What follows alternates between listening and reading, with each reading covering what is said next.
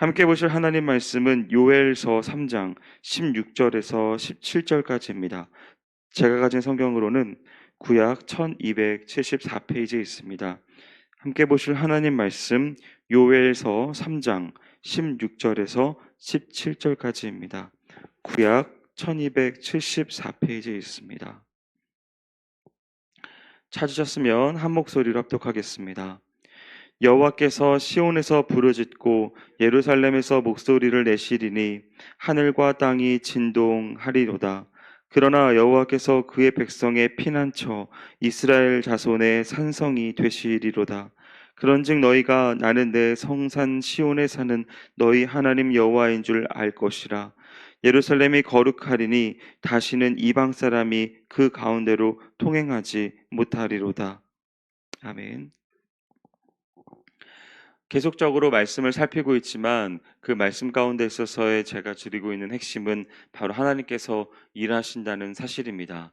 하나님께서 일하실 때 어떻게 일하시냐면 본인의 당신의 그 기준을 설정하시고 그 기준 안에 들어오도록 일하신다는 것이죠. 그 일하시는 방편의 하나로서는 그 기준에 벗어나게 되어졌을 때 징계하시거나 훈계하시는 모습으로도 드러나신다라는 이야기 계속적으로 전해드리고 있습니다. 오늘 이 본문에 나왔던 이 요엘서의 배경이 되어지는 상황은 바로 이렇습니다. 남유다와 북이스라엘이 분열되어지는 상황 속에서 남유다만큼은 계속적으로 다윗의 왕위를 이어나갔습니다. 그러니까 다윗의 자손과 다윗 그 후손들이 계속적으로 왕의 자리에 차지하고 있었다는 사실이었죠. 그런데 이 남유다에서라도 북이스라엘과 다르게 계속적으로 혈통을 이어가고 있었음에도 불구하고 중간에 한번 낀 역사가 등장을 하게 됩니다. 그러니까 다윗의 혈통을 잇지 못한 한 사람이 왕이 갑자기 서게 되어지는 일이 일어났던 것이죠. 그건 바로 북이스라엘의 이세벨의 딸인 아달랴가 남유다로 시집을 오게 되면서 수많은 왕족들을 다 잡아 죽이고 본인이 여왕의 자리에 올라서게 되는 사건이 이 남유다의 역사에 있고 맙니다. 그래서 이 아달랴라고 하는 여인이 다윗의 혈통을 잊지 못한 채 그 상태에서 왕의 자리에 올라가게 됐던 거죠.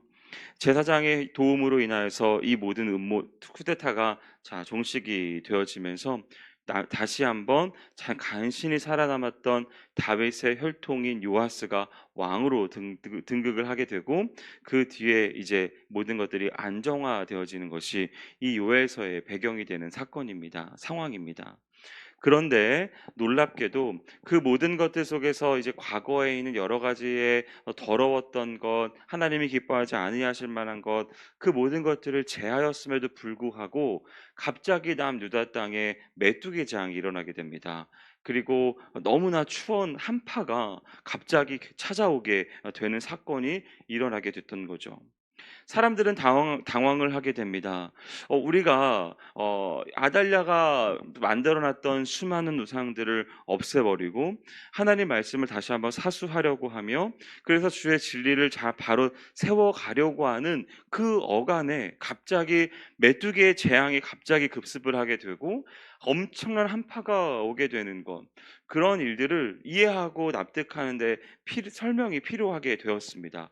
왜 하나님의 말씀을 따르려고 하는 이 상황 속에서, 이 어려운 환경 속에서도 불구하고 하나님의 말씀에 순종하려고 하는 그 상황 속에서 어떻게 이 재앙이 내릴 수 있는가라는 것이 지금 이 이스라엘 백성들이 다 갖고 있었던 질문의 요지였습니다.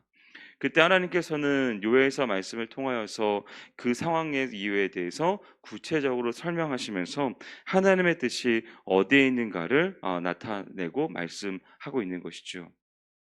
그래서 이 요엘서에서 우리가 요엘서를 집중해야 되는 이유는 우리의 신앙의 삶의 자리 가운데에서 하나님의 말씀을 다시 한번 따르려고 하는, 내가 비록 범죄하였고 내가 그 하나님의 기준에서 벗어나게 되어져서 징계를 받아가지고 내가 제대로 정신을 차려서 이 하나님의 기준 안으로 들어오려는 시도를 하고 있는 그 상황 속에서, 그 모든 시도 속에서 왜 나의 인생이 풀리지 않을까? 내가 하나님의 기준이 더 정확하고 그 말씀의 기준으로 살아가며 그 기준대로 살아가려고 하는 그 모든 시도를 하려고 하는 그 어간 가운데 왜 내 삶은 막혀 있고 내 삶에 형통하지 못하며 왜 내 주변에 있는 많은 것들은 문제가 아직까지도 산적해 있는데 거기에 덧대어서 더 많은 위기와 어려움이 내 인생 가운데 찾아오게 되는가? 라고 하는 것이 우리 인생에서 가질 수 있는 그러한 질문이기에 오늘 이 말씀을 우리는 집중해 봐야 되고, 요엘서를 통해서 그러한 인생 가운데 하나님께서 의도하시고 하나님께서 바라시는 모습은 어디에 있는가, 그것을 한번 살펴볼 필요가 있습니다. 그 모든 상황들 속에서 우리가 잊지 말아야 한 단어가 있습니다. 그것은 바로 임마누엘이라고 하는 단어입니다. 수많은 이스라엘의 역사 속에서 이 임마누엘의 하나님, 즉 나와 함께 하신다, 하나님이 우리와 함께 하신다라고 하는 그 이름의 뜻을 갖고 있는 이 임마누엘의 하나님은 이스라엘 백성들이 너무나 많은 것들 가운데 선하게 살고, 그리고 하나님의 기준에 부합되는 삶을 살아가며, 또한 그 가운데서 하나님께 칭찬받을 만한 그러한 일들만 할 때 하나님께서 이 임마누엘이 선포된 것, 그것이 아니라는 사실입니다. 이스라엘 백성들이 실패하고 좌절하며 우상을 섬기고 그 가운데서 하나님을 기뻐하지 아니하는 그러한 수많은 일들을 하게 됐을 때, 그 하나님의 그 기준에 벗어나게 되어져서 그 수많은 징계가 하나님 앞에 하나님으로부터 일어나게 되어지고, 그 속에서 이스라엘 백성들이 허우적허우적 거리고 있는 그 상황 가운데에서 하나님께서 그럼에도 불구하고 나는 너희와 함께하고 있어, 내가 너희를 지금 징계하고 있고 내가 너희를 훈계하고 있으며 너희를 지금 이 모든 것들 가운데 기준에서 벗어나서 내가 너희들을 채찍질을 가하고 있는 것은 사실이지만 내가 너희와 함께하고 있어. 나는 임마누엘의 하나님이야. 내가 너희에게 이렇게 행하는 것은, 내가 너희를 범죄하는 것을 내가 너에게 그냥 벌하기 위해서 그것이 아니라, 내가 너희와 함께 함으로써 너가 그것을 벗어나서 나의 기준에 다시 들어오고, 그 내가 너에게 창조한 그 창조의 본래의 목적대로 정말 평안하게 살아가게 하기 위한 것, 그것에 있어 라고 하는 뜻으로 이 선포되어지는 단어가 이 임마누엘의 하나님입니다. 우리가 그래서 잊지 말아야 될 것은, 하나님은 내 삶 가운데서 언제나 임마누엘로 임재하신다는 사실입니다. 그것이 내 삶의 문제가 꼬여지고 내 인생에 풀려지지 아니하며 내 인생이 너무나 답답한 그 모든 순간들 가운데서 너무나 속상해서, 하나님 어떻게 나한테 이럴 수 있습니까? 내가 이제 제대로 정신 차려서 내가 이제 열심히 좀 노력해 보려고 하고 있고, 내가 이제 신앙생활도 좀 제대로 좀 해보려고 하며, 또한 당신의 말씀의 기준대로 살아가려고 성경도 펴서 읽고 있는 이런 모든 상황들 가운데 있는데, 하나님 어떻게 나한테 이렇게 어려운 일을 행할 수 있으십니까? 라고 하는 이 질문이 거하게 됐을 때, 그때 하나님께서 우리에게 말씀하시는 것은, 저와 여러분에게 약속하고 있는 사실은, 하나님은 임마누엘의 하나님이시라는 사실입니다. 그 임마누엘의 하나님께서 오늘 이 성경 말씀을 통해서 무엇라 말씀하시는가? 16절 말씀에 여호와께서 시온에서 부르짖는다라고 말씀하고 있습니다. 우리는 이 시온이라고 하는 단어에 집중해 볼 필요가 있습니다. 하나님께서 성산 시온에 거하시며 거기서 부르짖는다라고 그렇게 말씀하고 있는 것이죠. 이 시온이라고 하는 이 단어의 이 장소가 가지고 있는 그런 상징성이 무엇입니까? 하나님께서 우리를 구원하시고 하나님께서 우리를 정말 궁극적으로 인도하시는 평안의 약속의 땅, 그 거하는 장소, 그곳이 바로 시온이라고 하는 것입니다. 하나님께서는 우리 가운데 있어서 시온에 거하셔서 가장 안전하고 가장 영화로우며 가장 평안한 그곳에서 우리를 부르시고 계신다는 사실입니다. 즉 우리가 가야 할 본향은 그 시온인 것이에요. 지금 우리가 이렇게 지질구질하게 그렇게 살아가고 있는 삶의 현장이 아니라, 우리가 진정으로 있어야 할 곳은 바로 시온이라는 사실입니다. 하나님은 그 시온에 계시고 하나님께서 우리에게 부르짖으시며 우리를 그곳으로 초청하고 계신다는 사실입니다. 그러한 여호와가 임마누엘의 하나님이 되어 주셔서 우리를 구원하여 주시고 지금도 일하시면서 우리에게 그곳으로 계속적으로 인도하시는 그러한 일들을 행하고 있다는 사실로 인하여서 우리는 안심할 필요가 있습니다.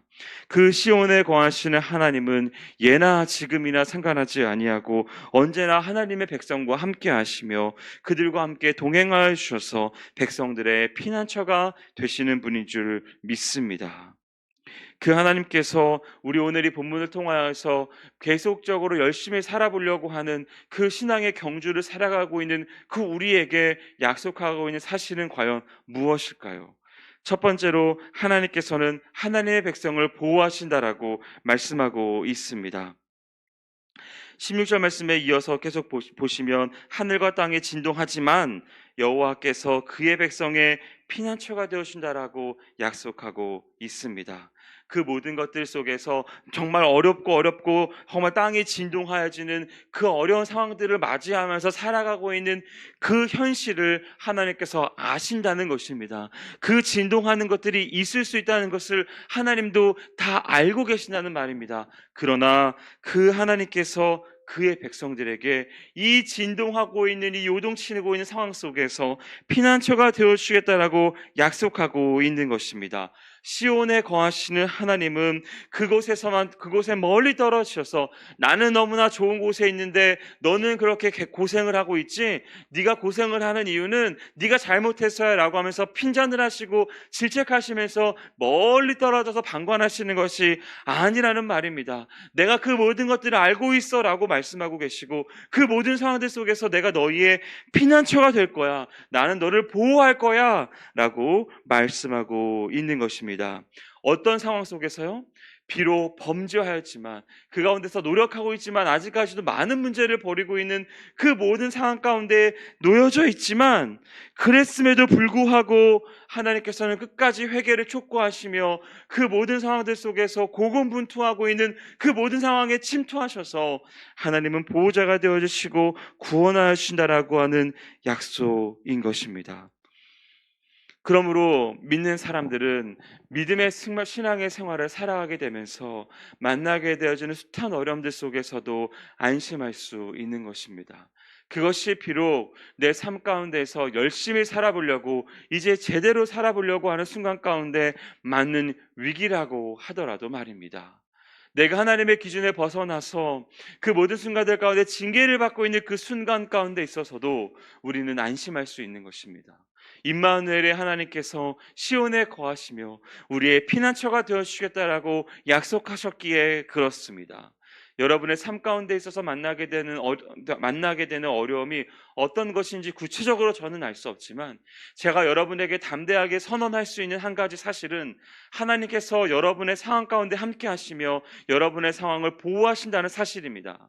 그 보호하는 형태와 보호하는 내용과 상황은 다 다를지언정 구체적으로 제가 정확하게 선언할 수 있는 한 가지 그 분명한 사실은 여러분의 상황 가운데 하나님께서 함께 하시며 여러분의 상황 속에서 피난처 되시는 주님께서 여러분을 보호하신다는 사실입니다. 그러게 시련이 지금 몰아친다고 하더라도 그 하나님의 보호하심을 믿고 안심하실 수 있는 여러분의 삶이 되시기를 축복합니다. 끝내 그분의 영광 앞에 흠이 없고 즐거움으로 그 시온의 땅 가운데서 평안으로 살아가게 될 것을 소망하시는 여러분의 삶이 되시기를 바랍니다. 두 번째로 시온에 거하시는 하나님께서 우리에게 약속하고 우리에게 인도하시고 있는 부분은 우리를 거룩하게 하신다는 사실입니다. 17절 말씀에 보면 예루살렘이 거룩하리니 다시는 이방 사람이 그 가운데로 통행하지 못한다라고 말씀하고 있습니다. 우리의 삶 가운데 있어서 지금 당면하고 있는 수많은 어려움들 가운데 우리가 매 순간 가운데서도 내가 하나님 앞에 열심히 살아보려고 하는 상황 가운데 어려움을 당하는 경우들이 종종 있습니다. 그리고 그 가운데서 조금 더 억울한 상황이 생길 수 있죠.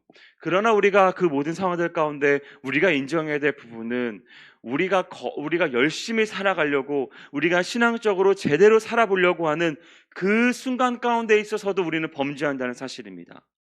우리가 열심히 살아보려고 하는 그 모든 순간 가운데 있어서도 우리는 한계를 가지고 있다는 사실입니다. 우리는 하나님 없이 내 스스로 무언가를 해보려고 하는 그 모든 시도 가운데 있어서 우리는 완벽하게 할 수 없는 육신의 연약함을 가지고 있는 존재입니다. 우리는 그 모든 순간들 가운데 죄를 지으며 살아가고 있는 그러한 연약한 사람들이라고 하는 것이죠. 그러나 성경은 말합니다. 하나님이 거룩하니 너희도 거룩하라라고 말입니다. 우리는 거룩해야 합니다. 우리는 거룩을 힘써야 하며 거룩한 삶을 살아가기를 언제나 잊지 않는 존재가 되어야 합니다. 그러나 우리는 우리 스스로 거룩할 수 없는 존재인 것이죠. 어느 순간 가운데 있어서도요, 내가 이제 정신을 똑바로 차리고 내가 이제 하나님 기준에 맞는 삶을 살아보리라, 내가 이제 당신이 기뻐하시는 삶을 살아보리라 라고 다짐하는 그 순간이라고 하더라도 그 순간 가운데 있어서도 우리의 힘으로 능으로는 거룩을 행할 수 없다는 말입니다.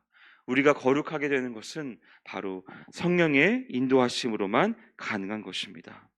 성경은 우리 가운데 성도의 거룩함을 강조하고 있습니다. 그러나 그 성도의 거룩함은 우리의 능으로 될 수 있는 것이 아니라 하나님으로 말미암아 가능하다는 것을 우리는 잊지 말아야 합니다.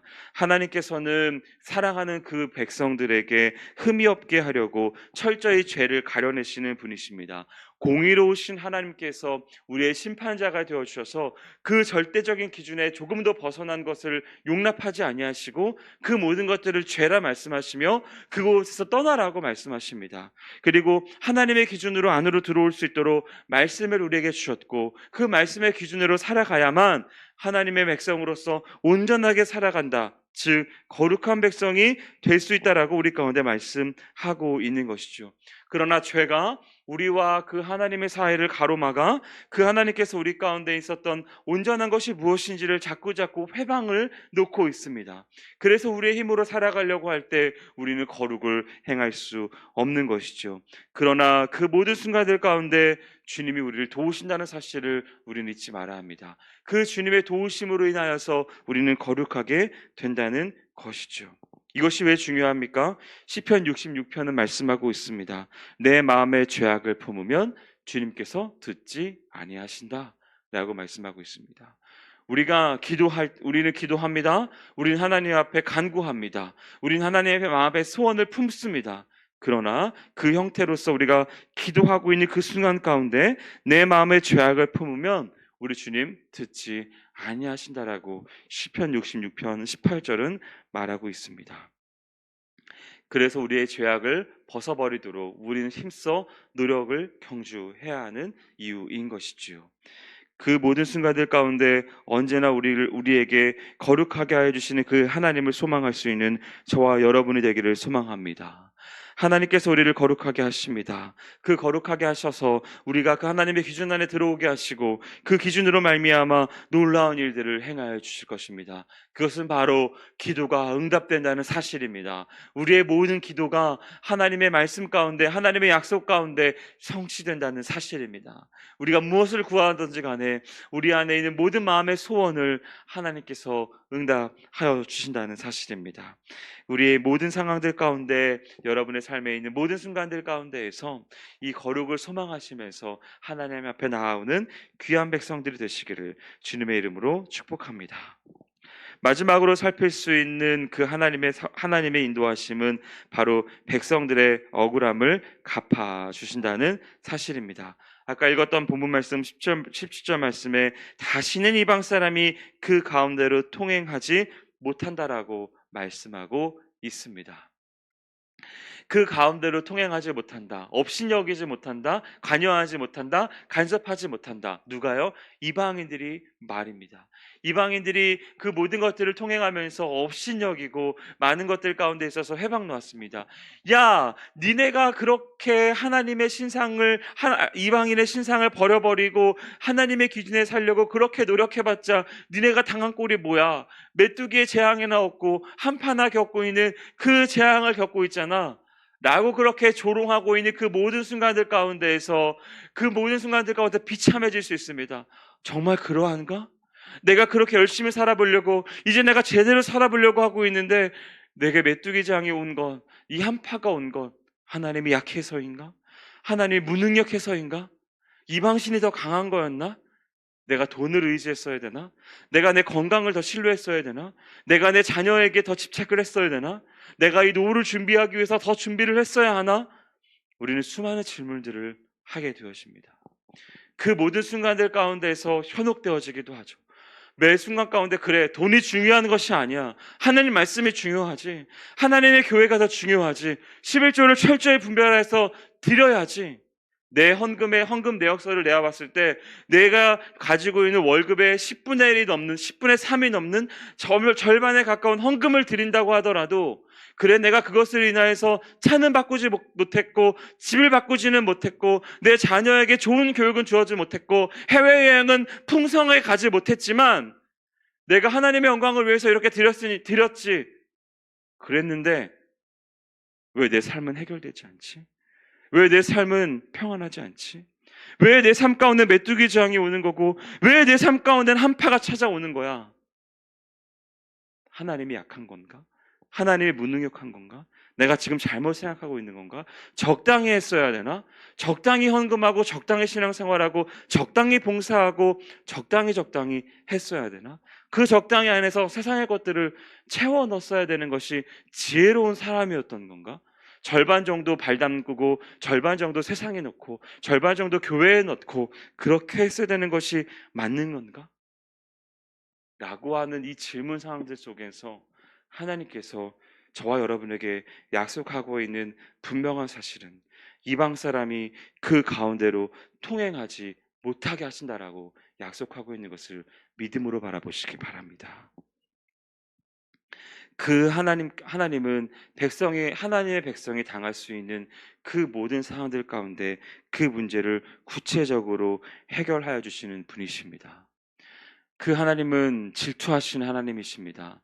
조금도 그 우상을 섬기는 그 어떠한 것도 용납하지 않으십니다. 왜요? 하나님은 저와 여러분을 너무나 사랑하시기 때문에 그렇습니다. 너무나 하나님은 우리를 사랑하셔서 다른 어떠한 것들보다 다른 어떠한 것과 조금도 사귀지 못하도록 그 마음을 조금도 다른 거에 두지 못하고 하나님에게만 오롯이 두도록 요구하시는 그 요청을 하실 정도로 우리를 사랑하십니다. 하나님이 너무나 우리를 사랑하시기 때문에 우리도 그렇게 사랑하기를 원하신다는 것이죠. 그래서 조금도 다른 것을 돌아보지 않고 조금도 다른 것 가운데 시선을 두지 않기를 바라십니다. 그러면 이 세상과 우리가 등져야 되고 이 세상에 있는 가치에 우리는 벗어나야 합니다. 이 세상이 말하고 있는 그 우상 가운데 우리는 등을 져야 하고 이 우상에 있는 것들이 안전하다고 보여지는 그 모든 것들을 우리는 포기해야 하죠. 그럴 때 우리는 불편할 수 있습니다. 그 상황들 가운데 불안할 수 있습니다. 그것 속에서 세상 사람들이 우리를 조롱할 수 있고 세상 사람들이 더 잘 나가는 것처럼 보여지는 현상을 우리는 마주할 수 있을지도 모릅니다. 그 상황 속에서 우리 주님이 저와 여러분에게 약속하신 것은 야 그냥 버텨, 야 그냥 인내해, 야 그냥 그렇게 살아, 너는 그럴 수밖에 없는 존재야, 너는 그냥 나만 바라봐, 나만 찬양해, 나에게 헌금해, 나에게 봉사해, 난 그걸 원한단 말이야, 나는 그렇게 네가 나한테 해주기를 바래. 그러니까 네가 당하는 고통 그냥 감당하고 네가 당하고 있는 시련 그냥 이겨내, 네가 그거 해야지. 그냥 너는 그렇게 버티고 네가 할 수 있는 나의 최선의 것을 그냥 나에게 갖다 바쳐 라고 하시는 분이 아니십니다. 하나님은 우리의 있는 모든 것들을 갚아주시는 분이십니다. 해결해 주시는 분이시라는 거예요. 그 인도하시는 하나님께서 저와 여러분의 있는 그 어떠한 것들과 상관하지 아니하고 모든 것을 해결하여 주십니다. 요엘서가 가지고 있는 상황은 수많은 재앙들이 갑자기 찾아오는 것들 속에 많은 질문을 갖고 있는 이스라엘 백성들에게 그 문제가 하나님의 인도하심 안에 있고 그 하나님의 뜻 가운데 있다라고 말씀하십니다. 그리고 그 문제를 하나님께서 그 해결해 주신다라고 약속하고 있죠. 그 해결책이 무엇입니까? 성령입니다. 성령이 인도하셔서 성령이 오셔서 정말 그 모든 것들 속에서 다 해결해 주신다라고 약속하고 있는 것이에요. 이게 끝이 아니라는 것을 요엘서를 통해서 이스라엘 백성들에게 알려주고 있는 것입니다. 그러니 너희 이스라엘 백성들아 하나님의 기준 안으로 들어와라. 회개하라. 하나님의 말씀을 청종하라. 하나님의 예배를 회복하라. 하나님의 기뻐하시는 찬양을 드려라 라고 말하는 게 요엘서 말씀입니다. 사랑하는 여러분, 여러분의 삶을 살아가게 되어지면서 만나게 되어지는 뜻하지 않은 어려움이 찾아온다고 할지라도 하나님의 말씀을 끝까지 굳게 붙잡는 여러분의 삶이 되시기를 축복합니다. 그럴 때 그 기준 안에 들어올 때 이 모든 것들이 작동됩니다. 무엇입니까? 보호하심을 얻게 됩니다. 거룩함을 회복하게 됩니다. 그 억울함을 다 갚아주시는 하나님의 인도하심을 경험하게 됩니다. 그 귀한 경험으로 인하여서 승리하시는 축복된 삶이 되시기를 주님의 이름으로 축원드립니다. 기도하겠습니다.